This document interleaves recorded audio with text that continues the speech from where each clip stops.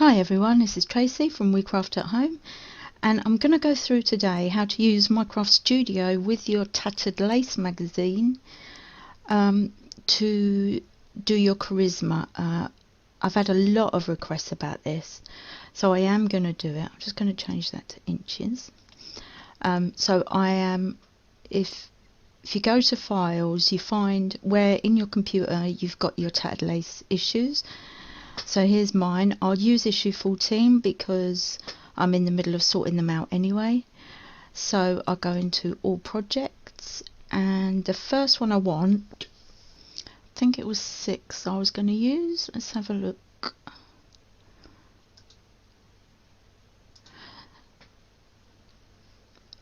So I have already changed mine over to ping files.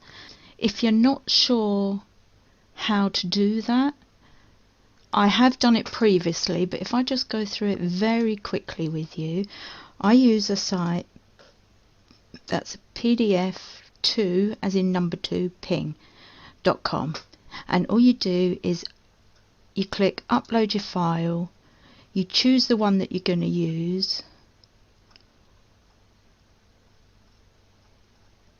So I have to go down, Tattered Lace magazine, issue 14, and if I go all projects, although mine are already done, let's say for instance it wasn't, you go in your charisma where your PDFs are, you choose it, so you can, if you hold control, you can choose just the PDFs for instance. So although I've already done it, I'll go through it with you. Now I've chosen 3. Obviously you do every one, and it does it for you. So it's changed it, converted it all to ping, and then you just download. It takes seconds. Look, it's already done, and if you click on that, it opens it for you, and each one is in a separate file. So what I would do is then bring up my, sorry I got a bit lost there, so number 1, and there it is. I'll make a bigger file so you can see, and if I open 1A, you would bring it across. It's going to say I've already done it, so I'm going to skip it, but that is how I do it. And then you would go to download it and delete once you've turned them over. So that is how it's done. Yeah, so you can do that for any files that you have. So then we come over here and we've got it. So I want to do some of this. I don't want to do all of this. I definitely want that picture. I love that picture. I can't believe they've covered it up with a white piece of card. I really can't. But I don't want this bit because I'm going to use my coloured card. So if I make sure that's selected, this one's going to be easy because I can crop it. So if I move it up a little bit, I can crop it down to where the picture is. I don't necessarily want the black lines because I feel like I'm comfortable without them. So I'm quite happy to crop them out. But if you want to keep them in, you can. So that's already one of my pictures. Now if I was using the bucket of blooms, to me that is such a waste for the whole picture. And again, I will be using my own colour for this. So when I'm cutting out the outline of the bucket, the one I just cropped off of here, I can put that all onto one sheet and cut out in the colour that I decide. So I only want this. So again, actually I'm going to have to use the scissors on this one. So the scissors is literally just cutting around. You don't have to be exact.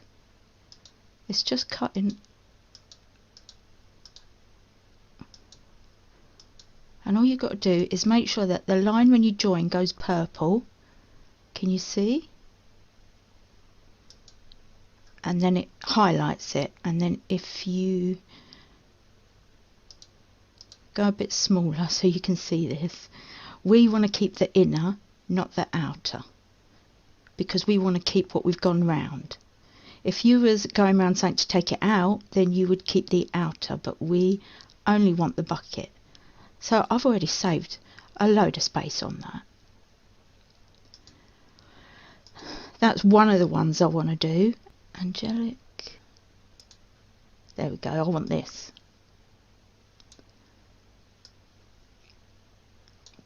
So I want all 3 doves.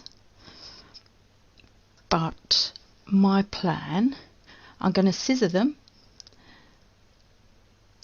Now remember, these lines on the outside are there for if you go out the lines. That's not how big the actual cut is. It's going to be right inside it. So I'm going to do each one individually.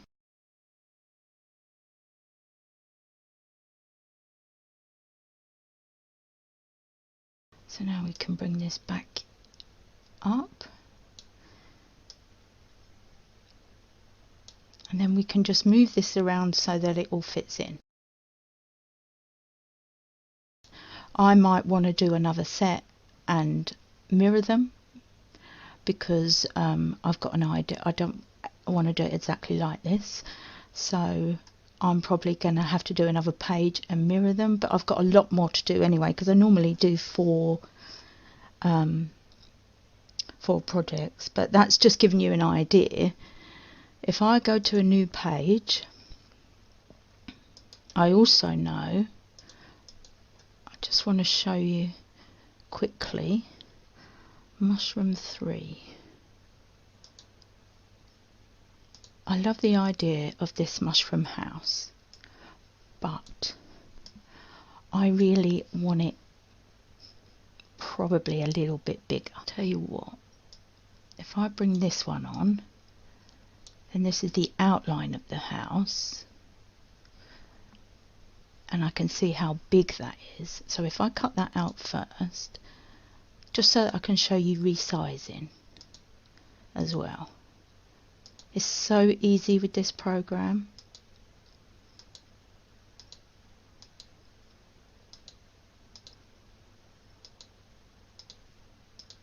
And it's a free download, by the way, this program is now. You don't have to get the magazines to have it.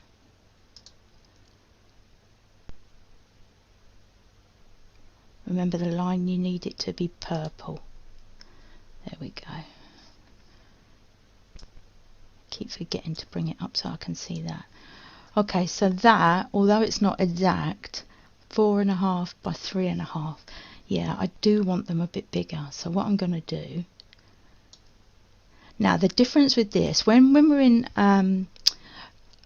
canvas, you only have to literally skim across the thing to pick it up. With this, you have to make sure you get the whole thing in, otherwise it doesn't pick it up.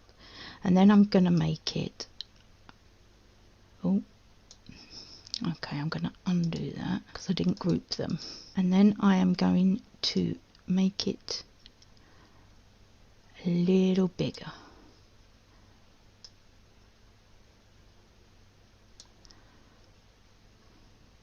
Okay, and then I'm going to ungroup, click on that, that's better. So that's the kind of size I want.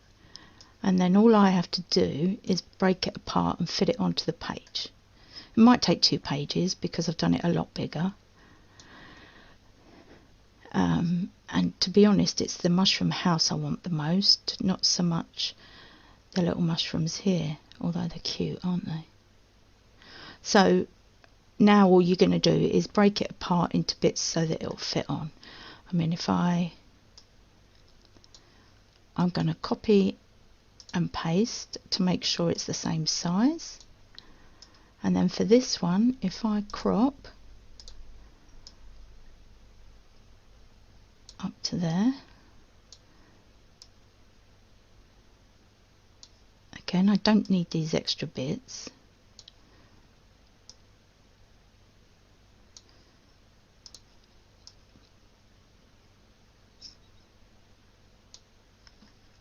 Okay, so you see it's not all going to fit on, so I have to consider that and just move it around onto an A4 sheet. This is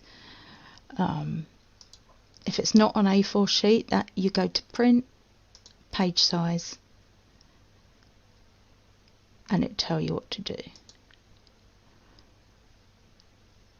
And then home for all the other stuff. So I'm going to carry on with that, and I hope that helps. If you have any more questions, let me know. Once you've done that, you print it out, put it through your scan and cut, and then it'll come on. You go File, Import from Cutting Machine, Scanned Image, once you've put it through your scan and cut.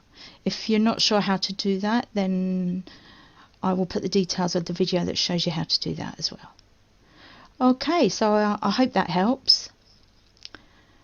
Any more questions, just let me know, and I'll carry on with my issue 14 video. Thanks for watching. Bye for now.